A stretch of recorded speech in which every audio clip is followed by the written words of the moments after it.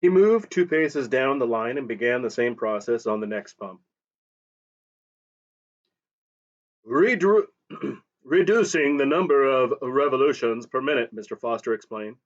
The surrogate goes round slower, therefore passes through the lung at longer intervals, therefore gives the embryos less oxygen.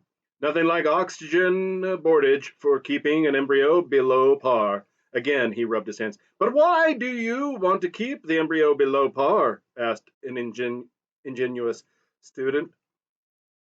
Ass, said the director, breaking a long silence. Hasn't it occurred to you that an epsilon embryo must have an epsilon environment as well as an epsilon heredity? It evidently hadn't occurred to him. He was covered with confusion. The lower the caste, said Mr. Foster, the shorter the oxygen. The first organ affected was the brain. After that, the skeleton. At 70% of normal oxygen, you got dwarfs. At less than 70, eyeless monsters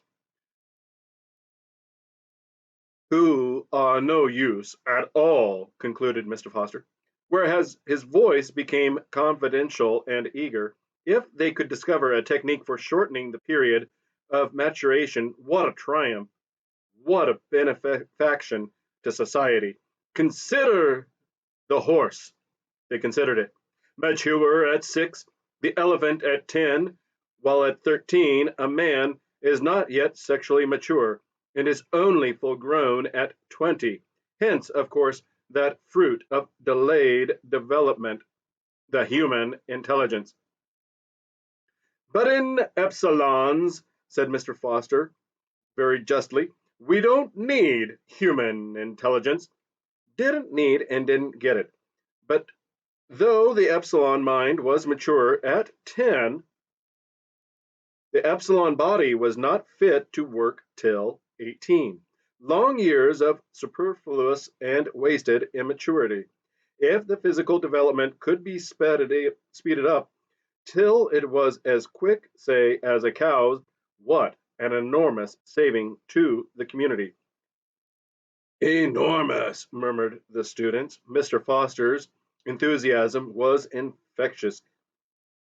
He became a he became rather technical, spoke of the abnormal endocrine coordination, which made men grow so slowly, postulated a germinal mutation to account for it. Could the effects of this germinal mutation be undone?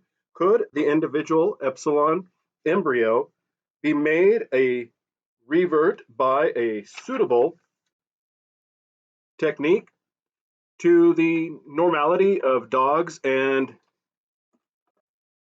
crows? That was the problem, and it was all but solved.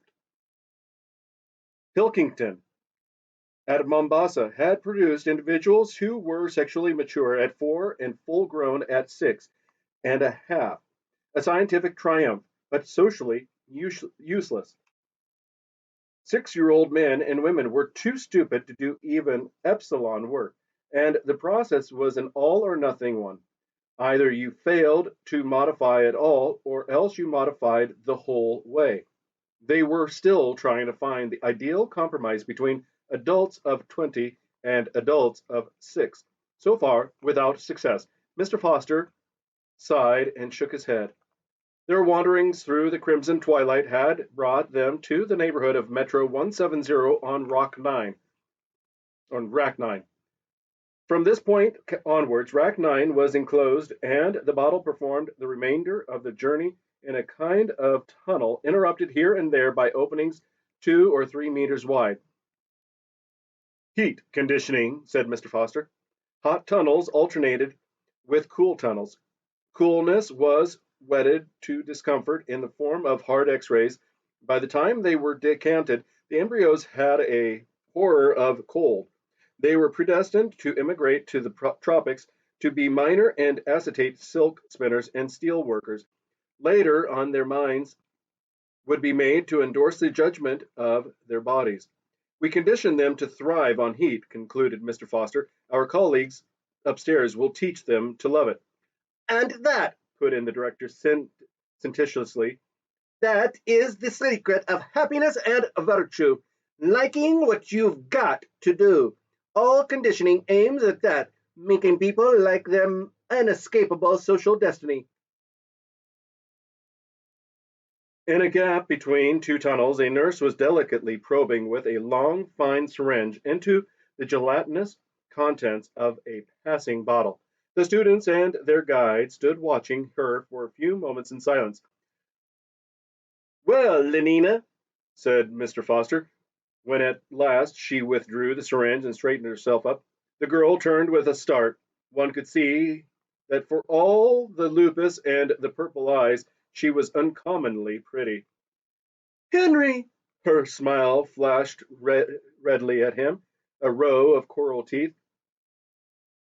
charming, charming. Murmured the director, and giving her two or three little pats, received in exchange a rather deferential smile for himself. What are you giving them? Asked Mr. Foster, making his tone very professional. Oh, the usual typhoid and sleeping sickness. Tropical workers start being inoculated at meter 150, Mr. Foster explained to the students. The embryos still have gills. We immunize the fish against the future man's diseases. Then, turning back to Lenina, 10 to 5 on the roof this afternoon, he said, as usual. Charming. Said the director once more, and with a final pat moved away after the others. On rack 10, rows of next generation's chemical workers were being trained in the toleration of lead, caustic soda, tar, chlorine. The first of a batch of 250 embryonic rocket plane engineers was just passing the 1100-meter mark on rack 3. A special mechanism kept their containers in constant rotation. To improve their sense of balance, Mr. Foster explained.